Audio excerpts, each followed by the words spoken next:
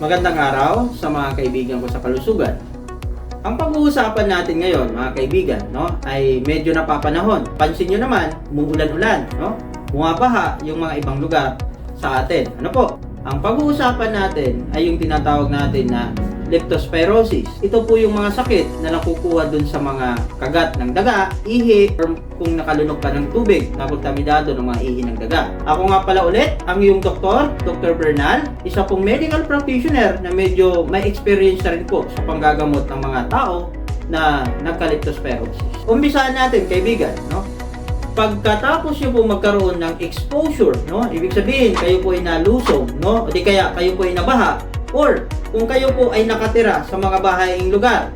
Paalala, kaibigan, hindi mo kailangan mayroong mga sugat para masabi mo na, ay, teka muna, leptospirosis na po yata to. Or, teka muna, hindi po ako leptospirosis kasi wala naman po akong sugat.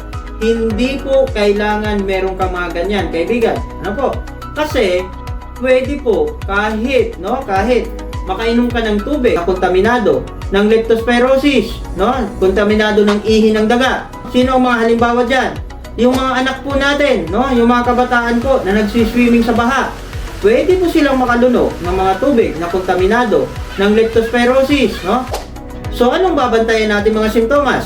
Ito na.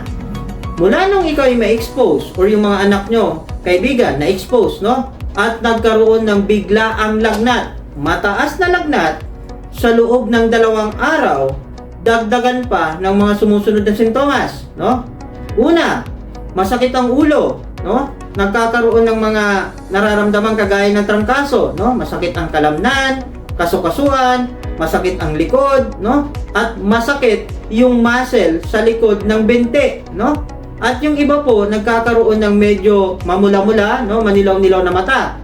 Yung iba naman po, ay madilaw talaga, yung balat, At yung medyo hindi maganda, yung hindi nakakaihi sa loob ng 6 na oras.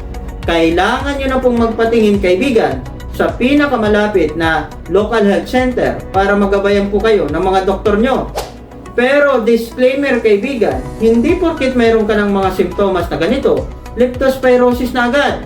Huwag naman agad kayo magpapanik, kaibigan, Pwede po kayong magpa-test muna, Sasabihin naman yan ni doktor nyo, doon sa doktor na pinuntahan nyo sa health center or sa mga private na klinika, na kahit magpakuha muna ng dugo or yung CBC at urinalysis, doon lamang, kaibigan, kahit papano, yun yung mga basic test, malalaman na or magkakaroon na ng idea, yung mga doktor na, teka muna, baka leptospirosis na to. Kasi, may high risk exposure ka na, plus, nadagdagan ka pa ng mga simptomas na binanggit ko.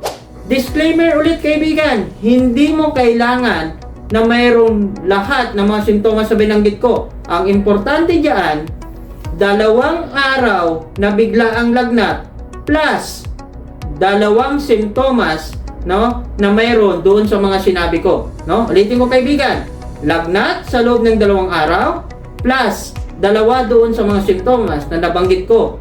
At high risk exposure ka, kaibigan, malamang leptospirosis na yan. At alam ko, kaibigan, na mayroon ka na namang natutunan sa video ito. Pwede nyo pong i-like, i-share, at pwede rin kayo mag-subscribe para ma-notify kayo sa susunod nating mga videos. Ako nga pala ulit, ang iyong doktor na nag-iiwan ng kasabihan, ang kalusugan ay walang silbi pag tayo ay salat sa kaalaman.